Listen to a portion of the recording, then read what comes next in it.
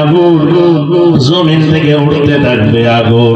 এর বাজান পয়গম্বর বলেন কারো কারো গাম হবে হাঁটু পর্যন্ত, আবার কারো কারো গাম হবে নাভি পর্যন্ত, কারো কারো গাম হবে সিনা পর্যন্ত। গামের ভিতরে বাসতে থাকবে। ও হাতিয়ার মানুষ বুঝাইতে বড় সহজ হবে। আপনাদের এই হাতিয়া ওই ঘাট থেকে যখন চেয়ারম্যান খানের দিকে তাকাইবে, এর বাজান যেমন কোন কুল কিনারা দেখা যায় না, এদিকেও দেখা, ডানেও দেখা যায় না, বামেও দেখা যায় না, সামনেও দেখা যায় না। ওই হাসর ময়দানে আল্লাহর পয়গম্বর বলেন ওই দিন হাসর ময়দানে ঘামের ভিতরে বাঁচতে থাকবে, কিছু দেখা যাবে না। না দেখা যাবে ডাইনে, না দেখা যাবে বামে, না পিছনে, না সামনে। আল্লাহর পয়গম্বর বলেন এমন মুহূর্তে আল্লাহ পাক 7 প্রকারের মানুষকে ডাক দিবে। তার ভিতরে এক প্রকার হলো রাজুলুন দাআতহু যাতু মানসিবিন ওয়া জামালিন ফাকালা ইন্নী আখাফুল্লাহ।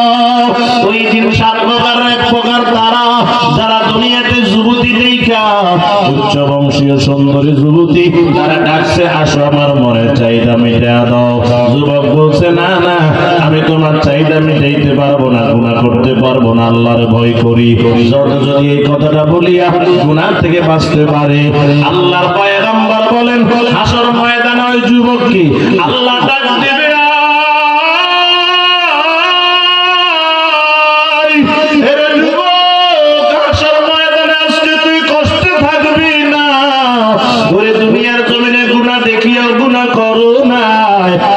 আমি আল্লাহ তোমারে হাসর ময়দানে কষ্ট দিব না।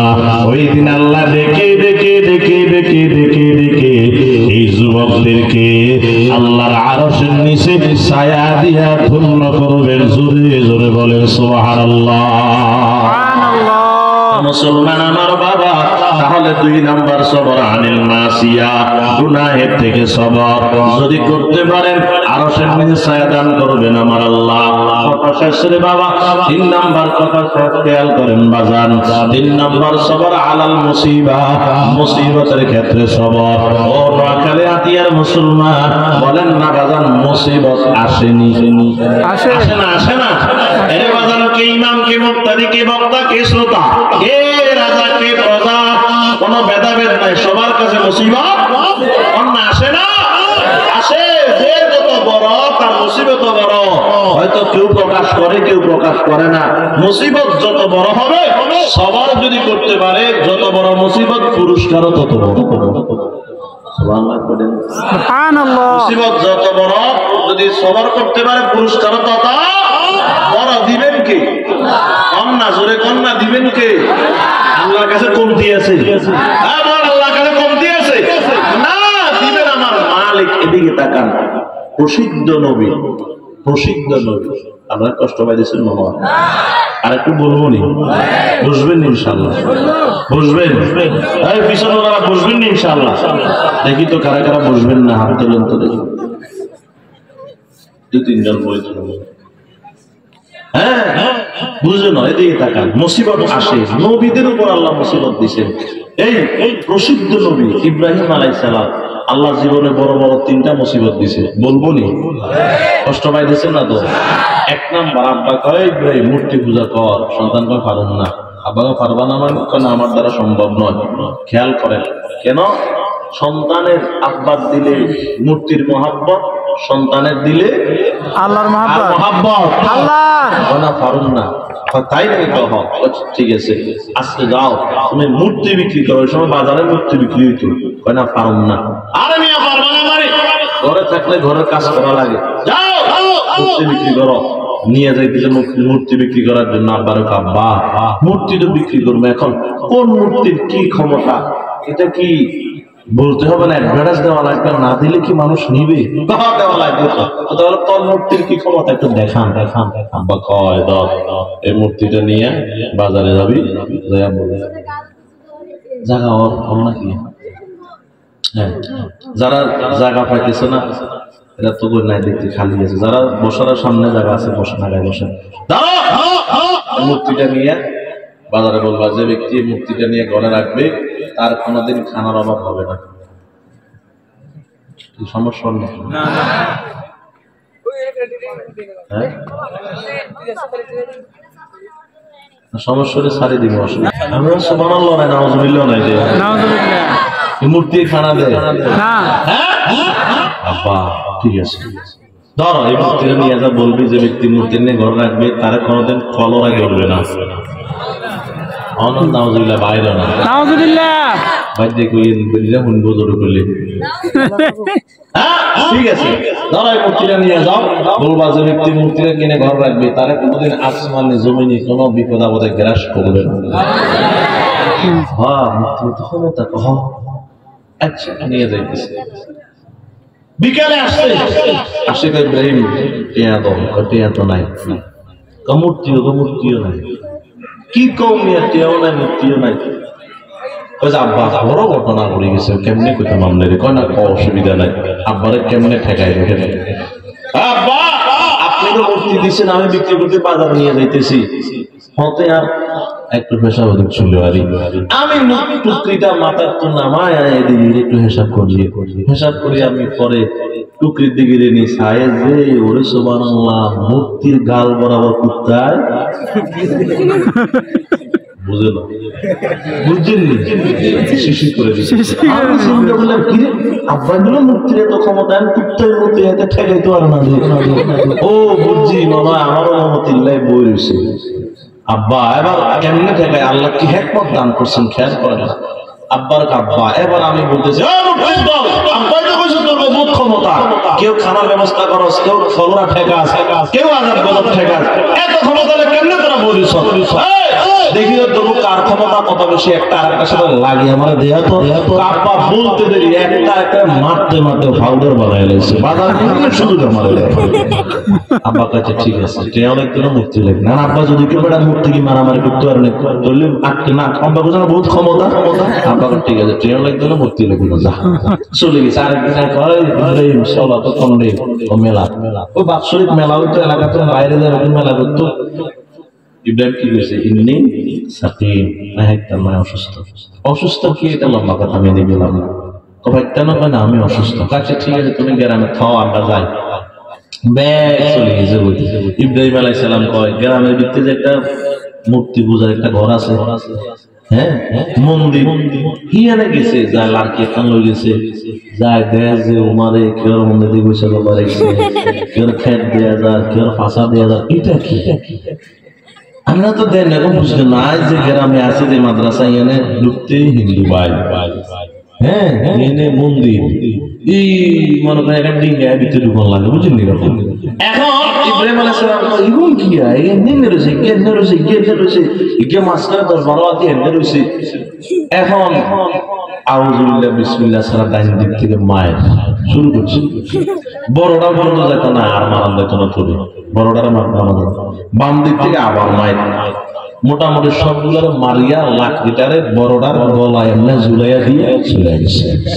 এখন সবাই বাইরে তো নাই গ্রামের মন্দিরে পূজা দিয়ে গিয়ে যায়, কিনে আমার মূর্তিগুলো ঠাড়া লাইলো কোন এরকম এরকম সব উঠে রয়েছে, হাওড়া রয়েছে, কি এটা কি এটা।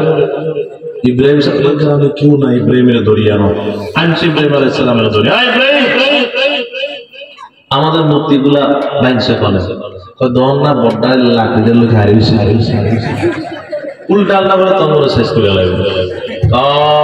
বুঝছি তুই বুঝছো দৌড়ছে দরিয়া লেগে গেছে, ডাকাচ্ছে নমরুদের কাছে। নমরুদ কয় ইব্রাহিম কিছু তোমার তুমি কি আর খোদা মানো না? না মানো না কেন? মানো না কেন? আমি এমন জাতের খোদা মানি যে মারতেও হারে জিন্দেও রাখতে পারে, বুঝিয়ে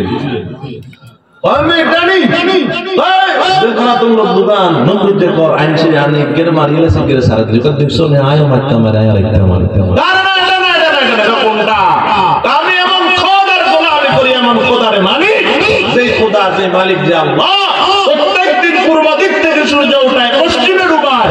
তুমি যদি খোদা হয়ে থাকো তাহলে তুমি আগামীকালকে পশ্চিম দিক থেকে সূর্য উঠাইবা, পূর্ব দিকে ডুবাইবা।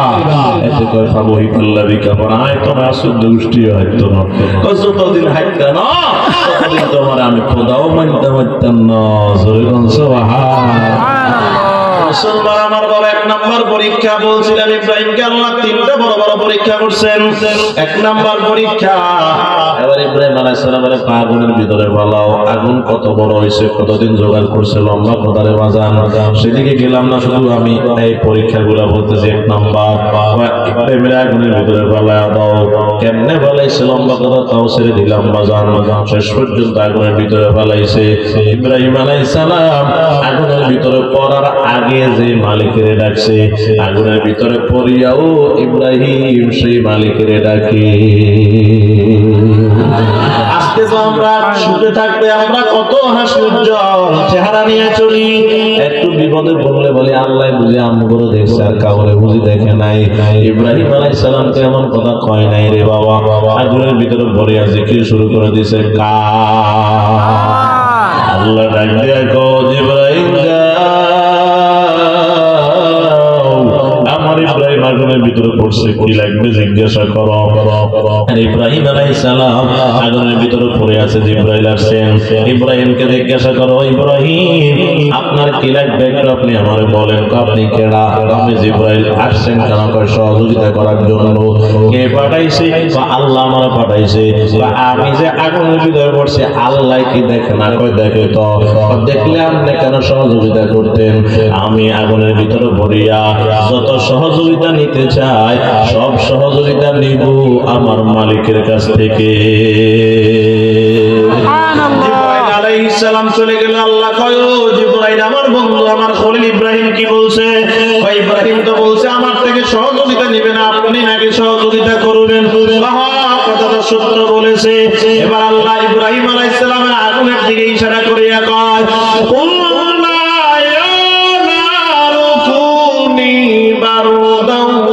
সালামা বারদাও ওয়া সালামান আলা ইব্রাহিম।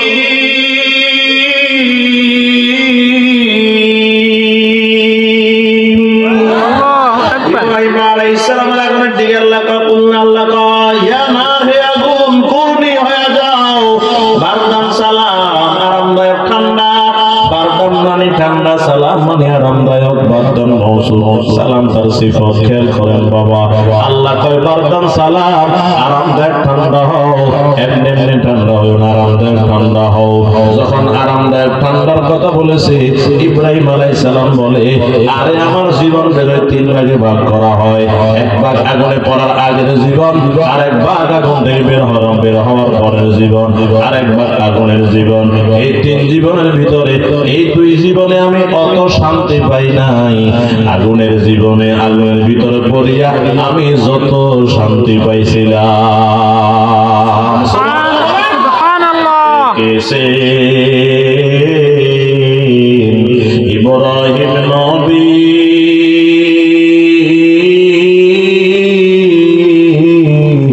নমরুদের আগুনে পড়ি, আগুন হলো ফুল বাগিচা,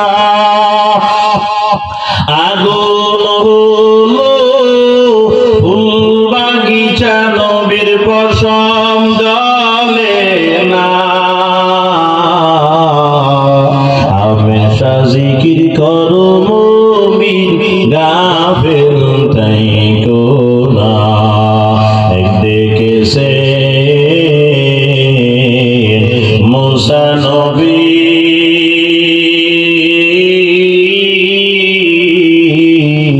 তোর পাহাড়ে গেছেন চলি, খোদার নূরে পাহাড় জোরে। আল্লাহু আকবার। খোদার নূরে পাহাড় জ্বলে, নবী মুসা জ্বলে না। হামেশা জিকির করো মুমিন, গাফিল থাইকো না। একদিকে সে নবী ওলি,